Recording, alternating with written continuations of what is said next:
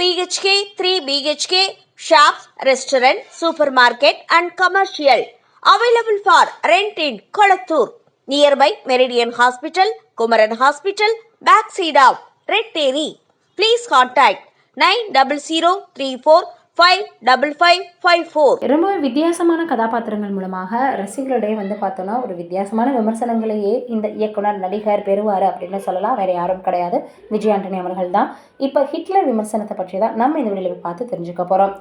காலாவதியான டெம்ப்ளேட்டை விட்டுருங்க, இந்த பேருக்கும் படத்துக்கு என்னங்க சம்மந்தம் அப்படின்னு கேட்குறாங்களாம். முதல் காட்சியிலேயே படத்தினுடைய முடிவை யூகிக்கக்கூடிய அளவுக்கு ரொம்பவே அடித்து துவைத்து காயப்போட்ட பழைய பாணி கதைக்கு புதிய சாயம் பூச ரொம்பவே இயக்குனர் முற்பட்டிருக்காரா அப்படின்னு கேட்டு வந்துட்டுருக்காங்களாம்.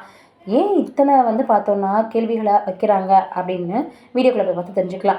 படத்தினுடைய தலைப்புக்கும் கதைக்கும் என்ன சம்மந்தம் அப்படின்ற கேள்வியை போலவே தனக்கும் காதல் காட்சிக்கும் என்ன சம்மந்தம்னு கஷ்டப்பட்டிருக்காரு விஜய் ஆண்டனி. குறிப்பாக மௌனராகம் கார்த்தியாக வலம் வர நினைக்கும் அவரது மேனரிசம், சோதனை முயற்சி, டெம்ப்ளேட், தமிழ் சினிமா நாயகியாக வரக்கூடிய ரியாஸ்மனுக்கும் அவருக்குமான கெமிஸ்ட்ரி சுத்தமாக வேலை செய்யலை. பழக்கப்பட்ட ஆங்கிலமும் தமிழும் கடந்த மாடுலேஷனில் காவல்துறை ஆணையராக கௌதம் வாசுதேவ் மேனன் சராசரியான பங்களிப்பை வழங்கியிருக்காரு. வெகு நாட்களுக்கு பிறகு சரண்ராஜ் 80களினுடைய கமர்ஷியல் தமிழ் சினிமா வில்லன்களை கலவையாக வந்து போகிறாரு. ரெடின் கிங்ஸ்லினுடைய காமெடி முயற்சியும் சோதனை தான்.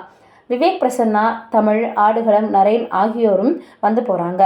நடந்தால் இசை, தூங்கினால் இசை, மூச்சு விட்டால் இசை அப்படின்னு இடைவெளியே இல்லாமல் செவியை பதம் பார்க்குது விவேக் மெர்வின் கூட்டணியினுடைய பின்னணி இசை பாடல்கள்.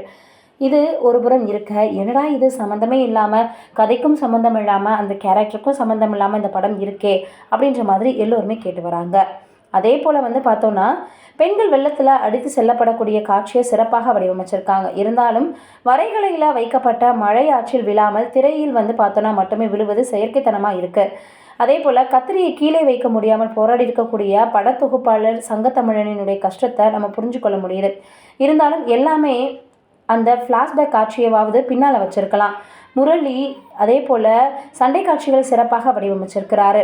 முதல் காட்சியிலேயே படத்தினுடைய முடிவை யூகிக்கக்கூடிய அளவுக்கு அடித்து துவைத்து காயப்போட்ட பழைய பாணியை தான் கதையில் யூஸ் பண்ணியிருக்காங்க.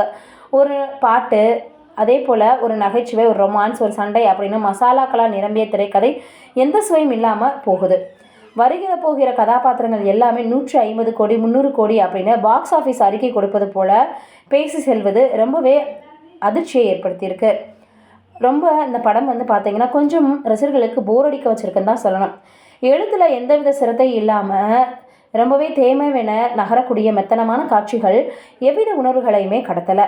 ஆக்ஷன் கமர்ஷியல் படங்களில் லாஜிக் பார்க்காதீங்க அப்படின்னாலும் ஒரு நியாயம் வேண்டாமா அப்படின்ற மாதிரி இப்போ பார்த்தோன்னா விஜய் ஆண்டனி அவர்களுக்கு கேள்விகளை தொடர்ந்து வச்சு வந்துட்டுருக்காங்க. நீங்கள் என்ன நினைக்கிறீங்க அப்படின்றத கமெண்ட்டில் சொல்லுங்கள்.